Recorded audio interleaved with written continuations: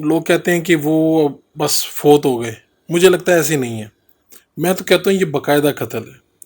تو میں تو کہتا ہوں میں آپ کو قاتل کا نام بھی بتاؤں گا. ایک آڈیو میں آپ کو سنانا چاہتا ہوں جس میں انہوں نے بسم اللہ الرحمن الرحیم. میں یاسر جنجو اور آپ دیکھ رہے ہیں سائبر ٹی وی. فاروق شہباز وڑائی صاحب ہمارے ساتھ ہیں، عامر لیاقت کے قریبی دوستوں میں سے ہیں. چند روز پہلے عامر لیاقت صاحب کی وفات ہوئی اور سوشل میڈیا پہ ان کی وفات سے متعلق بے شمار ویڈیوز وائرل ہوئی. کہیں ایک تاثر میرے ذہن میں یہ آیا کہ عامر لیاقت صاحب کی جو وفات ہے اس کی حقیقی وجہ کیا ہو سکتی ہے. کیا وہ طبعی موت تھی، حادثاتی موت تھی، یا کوئی اور ایسی وجہ تھی جو ہم لوگ نہیں جان پائے. فاروق وڑائی صاحب کافی ٹائم ان کے ساتھ گزارتے، ان کے انٹرویوز بھی کیے ہیں اور ان کے اچھے دوستوں میں سے بھی تھے. ان سے جانیں گے کہ ان کے مطابق یہ جو وفات ہوئی ہے اس کی وجہ کیا تھی. سر بہت شکریہ آپ کا یاسر بھائی. میں تو بہت سے چینلز پہ بھی بات کرنے کا موقع ملا، دوست بھی پوچھتے ہیں. ڈاکٹر عامر لیاقت جو بڑے ہی کھلے ڈلے انسان تھے اور لاکھ لوگوں کو اختلاف ہوگا ان سے، لیکن میرے تو بڑے اچھے دوست تھے اور بڑی محبت سے پیش آتے تھے، بڑی شفقت کرتے تھے. کیونکہ پاکستانی میڈیا میں ان سے زیادہ ذہین اور ان سے زیادہ ریٹنگ جس نے لی ہو، یا وہ آپ دیکھیں رمضان ٹرانسمیشن ہو، گیمز شو ہو، سب کے وہ بانی تھے. اور اس کے علاوہ سیاست میں بھی گئے، نام کمایا، وزیر بھی رہے، ایم این اے بھی 2 مرتبہ بنے. مجھے یہ لگتا ہے کہ یہ ایک لوگ کہتے ہیں کہ وہ بس فوت ہو گئے. مجھے لگتا ہے ایسے نہیں ہے. میں تو کہتا ہوں یہ باقاعدہ قتل ہے. اور مجھے لوگ بڑے عجیب کہتے ہیں کہ یار آپ کیوں ایسا کہہ رہے ہیں. تو میں تو کہتا ہوں میں آپ کو قاتل کا نام بھی بتاؤں گا. اور یہ قتل جو ہے یہ کس نے کیا؟ یہ ڈپریشن نے، یہ تنہائی نے، یہ فرسٹریشن نے، اور اس کے بعد جو الزامات ہیں، اس کے بعد جو تمسخر اڑایا گیا، جو مذاق اڑایا گیا، جو میمز بنائی گئی، یہ سب چیزوں نے مل کے عامر لیاقت جو ایک ہنستا کھیلتا انسان تھا اس کا قتل کیا. اور سوشل میڈیا براہ راست اس قتل میں شامل ہے. مجھے نہیں پتا کہ آپ اس کو سانس بند ہونے کو کہیں گے کہ اس سے ان کی ڈیتھ ہو گئی، دھواں پھیل گیا، یہ ہو گیا، دل کی تکلیف ہوگی، فلاں ہوگی. مجھے تو یہی چیزیں نظر آتی. میں آج اس انٹرویو میں اعتراف بھی کر رہا ہوں کہ یہ میری بہت بڑی غلطی تھی کہ آخری دنوں میں میرا ان سے رابطہ رہا. اور وہ اپنی مختلف وقتاً فوقتاً وہ کہتے بھی رہے اور اپنی رائے کا اظہار بھی کرتے رہے. وہ ڈپریس تھے، فرسٹریٹ تھے. تو میں نے درمیان میں رابطہ ہو جاتا تھا، کٹ جاتا تھا، ہو جاتا تھا، کبھی ان کا دل کرتا تھا تو ورنہ وہ اس سے پہلے ایسے نہیں تھے. ایک میسیج کا ریکارڈ ہے، کچھ میں آپ کو آڈیو بھی سناؤں گا کہ وہ کیسے سپورٹیو آدمی تھے، فوراً رسپونڈ کرتے تھے، فوراً کام کرتے تھے. لیکن آخری دنوں میں ایسا نہیں ہوا. تو سچی بات تو یہ ہے کہ ان کے پاس کوئی چلے جاتا. ان کے تو اس شہر میں بہت پرانے دوست ہیں، محلے دار ہیں، باقی لوگ ہیں، بڑے بڑے نام ہیں، وسیم بدامی، ساحل لودھی، فلاں. میں نے جنازے پہ ان کے بہت سے لوگوں کو دیکھا. تو یہ لوگ مجھے تو افسوس ہے کہ میں نہیں جا سکا. چاہیے، لیکن آخری دنوں میں جب میرے کہیں یہ خیال آیا بھی ہے کہ ملاقات ہونی چاہیے، تو انہوں نے کہا ہاں ہاں ملاقات کرتے ہیں. لیکن اس کے بعد یہ خبر آئی کہ وہ ملک چھوڑ رہے ہیں. پھر میرا رابطہ 2 مرتبہ میں نے کرنے کی کوشش کی، رابطہ نہیں ہوا نا. تو مجھے لگا کہ شاید ملک چھوڑ گئے ہیں، لیکن بعد میں خبر آئی کہ وہ تو دنیا چھوڑ گئے. اور یہ افسوس رہے گا مجھے ساری زندگی کہ مجھے ان کے پاس چلے جانا چاہیے تھا، کہ جیسے بھی کر کے ان کے پاس میں چلا جاتا.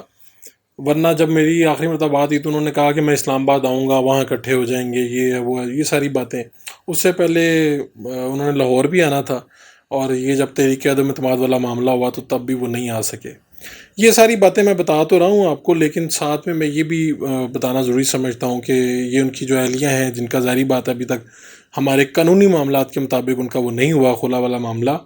تو انہوں نے پاکستان میں تقریباً 1000 سے 2000 لوگوں کو انٹرویوز دیے ہیں. ہاں جی. انہوں نے اس وقت کوئی کسر نہیں چھوڑی اس بندے کو ذلیل کرنے کی. اور وہ بندہ اتنا تھا، وہ مجھے بعد میں بھی کہتے رہے کہ میں نے اس خاتون کا کریکٹر جاننے کے باوجود ان سے شادی کی تھی، اور میرے ذہن میں تھا کہ میں ان کو نیک بناؤں گا یا اچھے راستے پہ لاؤں گا. یہ وہ بندہ کہہ رہا تھا. مجھے نہیں پتا کہ ذہن میں کیا چل رہا ہوگا، لیکن ایک بندے جو کہہ رہا ہوتا ہے اسی کے اوپر سے جج کیا جا سکتا ہے. یعنی ان کے ذہن میں اس خاتون کے بارے میں کیا تھا. انہوں نے انٹرویوز دے کے اتنا بدنام کیا ان کو، ان کی ویڈیوز وائرل کی. اور اب میں چھوٹا سا ایک پیرامیٹر آپ کے دیکھنے والوں کے سامنے رکھنا چاہ رہا ہوں کہ جب وہ بندے کو رات کو درد ہو رہی ہے، اس کے ملازم کہہ رہے ہیں کہ آپ کو ہم لے کے چلتے ہیں ہاسپٹل، تو وہ ہاسپٹل کہتے ہیں میں نے نہیں جانا. اس کی کیا وجہ ہے؟ کیا آپ کو نہیں لگتا آپ کو یا مجھے درد ہو تو ہمیں ہاسپٹل کہنے کے ہم نہیں جائیں گے؟ جائیں گے نا. وہ کیوں نہیں جا رہے تھے؟ اس سے پہلے جاتے تھے نا. اس لیے نہیں جا رہے تھے کہ یہ جب ویڈیوز آپ ان کی برہنہ وائرل کر رہے تھے تو اس کے بعد کسی کا حوصلہ ہی نہیں پڑتا. اتنا بڑا سٹار رہا ہو، پاکستان کا موجودہ ایم این اے ہو، وزیر رہا ہو، اس بندے کا حوصلہ ہی نہیں پڑا کہ وہ دنیا کو فیس کیسے کرے. اسی لیے تو اس کمرے میں اس نے جان دے دی. کیونکہ ماضی میں بھی کنٹروورسی کا شکار تو وہ رہے ہیں، لیکن ایسا تاثر انہوں نے کبھی نہیں دیا. ایسا نہیں دیا. پھر آپ دیکھیں وہ بچوں کی طرح بلک بلک کے رونا شروع ہو گئے کہ میں اپنی بیویوں کو مارتا ہوں، یہ آپ نے میرے اوپر الزام لگایا کہ میں آپ کو مارتا ہوں. یعنی کہ کچھ چیزیں ہوتی ہیں جو آپ کو ہرٹ کر جاتی ہیں. آپ دیکھتے ہیں کہ ایک ہنستا کھیلتا انسان ہے اور کسی جگہ پہ وہ ٹرگر ہو جاتا ہے، یار یہ کیا بات کی میرے بارے میں. یعنی کہ آپ میرے اوپر کوئی ایسا الزام لگا دیں تو میری روح کانپ جائے کہ یار یہ میرے پہ کیا الزام لگا ہے. یعنی کہ انہوں نے رونا شروع کر دیا. اپنی آخری ویڈیو جو 20-25 منٹ کی بنائی اس میں میرا بھی ذکر کیا اور بھی دوستوں کا ذکر کیا کہ آپ ان سے پوچھ لیں. مضبوط اعصاب کا مالک تھا، لیکن مجھے نہیں پتا چلا کہ اس بندے کو کیا ہوا. اتنا بڑا سٹار تھا اور اتنی بڑی انرجیٹک آدمی تھا. مطلب آپ کبھی بھی کچھ بھی بلوا لیں، کیا کیا عروج دیکھا، کیا ساری چیزیں دیکھی، کیا تعریف کریں، ہم کیا تعریف کریں. مطلب میں تو بچہ تھا جب سے ان کا نام سن رہا ہوں.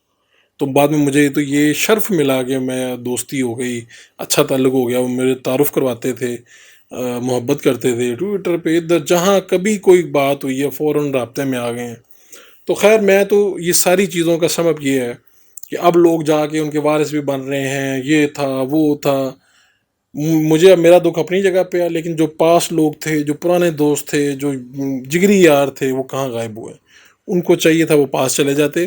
اور دیکھنے والوں کو اس لیے یہ بات کر رہا ہوں اور اپنے اوپر بھی افسوس کا اظہار کر رہا ہوں. اس لیے کر رہا ہوں کہ آئندہ کسی عامر لیاقت یا کسی بھی انسان کی، کسی بھی ایک ڈپریس آدمی کی کا قتل اس طرح نہ ہو جائے. کوئی سوشل میڈیا. اب آپ ایک بات اور بتاتا ہوں.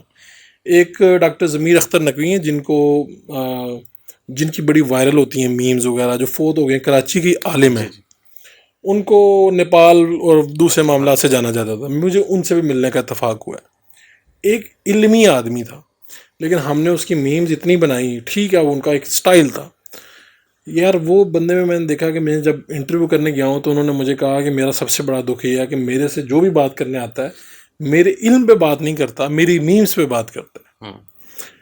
تو اس بندے کو بھی وہ بھی لوگوں کو انٹرویوز دینے سے بعد میں کترانے لگے تھے. میں نے خود ان کا انٹرویو کیا.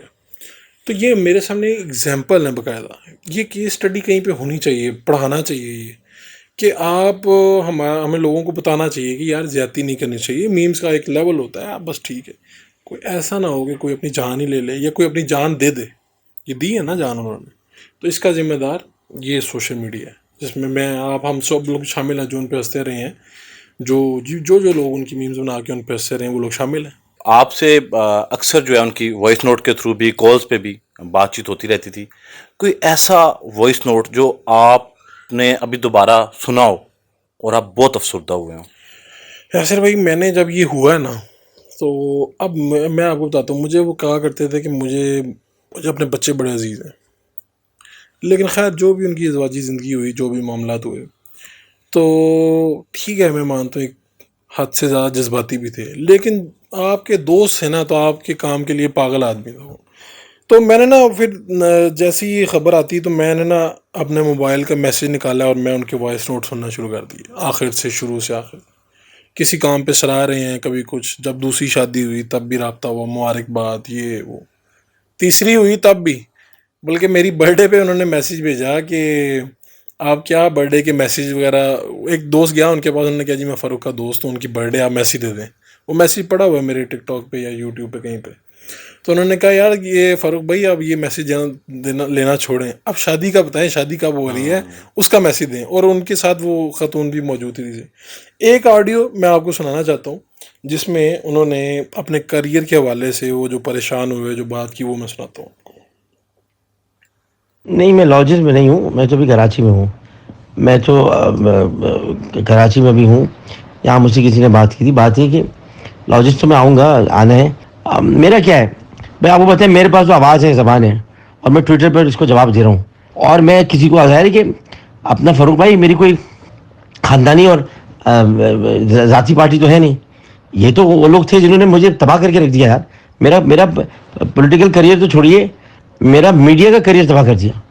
اور اس کے بعد یہ ابھی مجھے روک رہے ہیں, ترلے منتیں کر رہے ہیں, اور ظاہر یہ کر رہے ہیں کہ ہمیں عامر بھائی پیچھے پڑے ہوئے پاگل ہوئے ہیں کہ یار عامر بھائی چپ ہو جاؤ یار, خدا کا واسطہ میرا بھائی, یا بھائی. فرخ شہباز وڑائی صاحب نے کہا کہ میری نظر میں یہ ایک قتل ہے، اور ان کی ساری گفتگو میں ایک پیغام تھا کہ سوشل میڈیا استعمال کرنے والے لوگ مزاح اور مذاق میں فرق جان لیں. مزاح کرنا کوئی بری بات نہیں ہے، دوستوں سے کریں، گھر والوں سے کریں، لیکن کسی کا مذاق اڑانا کسی کی جان بھی لے سکتا ہے.